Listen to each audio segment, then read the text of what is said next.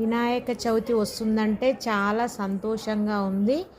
ఎందుకంటే గున్నగన్నయ్య జన్మదినం వస్తుంది కాబట్టి. కానీ ఒక్కటే బాధగా ఉంది. వాస్తవానికి వినాయక విగ్రహాన్ని పసుపుతోటి చిటికెన వేలు సైజులో చేయాల్సి ఉంటుంది. దాన్ని ఇంట్లో ప్రతిష్ఠించుకొని పూజ చేసుకోవాలి. కానీ వెర్రి వ్యామోహంలో పడి ప్రజలందరూ కూడా ప్లాస్టర్ ఆఫ్ పారిస్ తోటి అనేక అడుగుల ఎత్తులు ఉన్నటువంటి వినాయక విగ్రహాలను తయారు చేస్తున్నారు.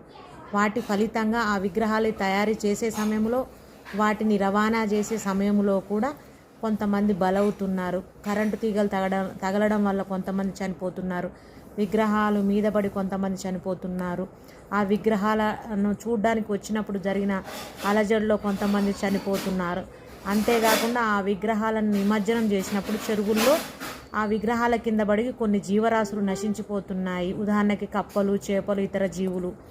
అదేవిధంగా ఆ విగ్రహాల యొక్క ప్లాస్టర్ ఆఫ్ పారిస్ యొక్క కాలుష్యం వల్ల చెరువులు, మడుగులు, వాగుల్లో ఉన్నటువంటి చేపలు, కప్పలు అవి చనిపోతున్నాయి.